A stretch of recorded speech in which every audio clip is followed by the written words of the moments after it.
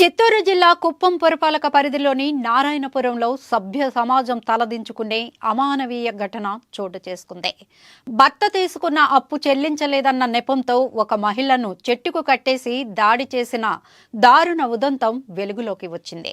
పోలీసులు తెలిపిన వివరాల ప్రకారం నారాయణపురం గ్రామానికి చెందిన తిమ్మరాయప్ప అదే గ్రామానికి చెందిన మునికన్నప్ప వద్ద 80,000 రూపాయలు అప్పుగా తీసుకున్నారు. అయితే అప్పు తీర్చలేక తిమ్మరాయప్ప కొంతకాలం క్రితం గ్రామం విడిచి వెళ్లిపోయాడు. దాంతో అతని భార్య శిరీష తన పుట్టిళ్లైన శాంతిపురం మండలం కెంచనబళ్లకు వెళ్లి బెంగళూరులో కూలి పనులు చేసుకుంటూ తమ కుమారుణ్ణి పోషించుకుంటోంది. ఈ క్రమంలో సోమవారం తన కుమారుడి టీసీ తీసుకునేందుకు శిరీష నారాయణపురంలోని పాఠశాలకు వచ్చింది. ఈ విషయం తెలుసుకున్న మునికన్నప్ప అతని భార్య మున్నెమ్మ, కుమారుడు రాజా, కోడలు జగదీశ్వరి ఆమెను అడ్డగించారు. భర్త తీసుకున్న డబ్బు వెంటనే చెల్లించాలంటూ శిరీషతో తీవ్ర వాగ్వాదానికి దిగారు. అనంతరం ఆమెను బలవంతంగా లాక్కెళ్లి సమీపంలోని ఒక చెట్టుకు కట్టేసి దాడి చేశారు. తల్లిని కొడుతుంటే కొడుకు ఏడుస్తున్న శబ్దం వీడియోలో వినిపిస్తోంది.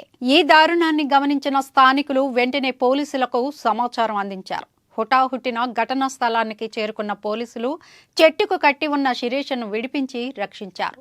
బాధితురాలు శిరీష ఇచ్చిన ఫిర్యాదు మేరకు మునికన్నప్ప, మున్నెమ్మ, రాజా, జగదీశ్వరిపై కేసు నమోదు చేసి దర్యాప్తు చేస్తున్నట్లు పోలీసులు తెలిపారు. భర్త చేసిన అప్పు కోసం భార్యను ఇలా హింసించడం పట్ల సర్వత్రా తీవ్ర ఆగ్రహం వ్యక్తమవుతోంది.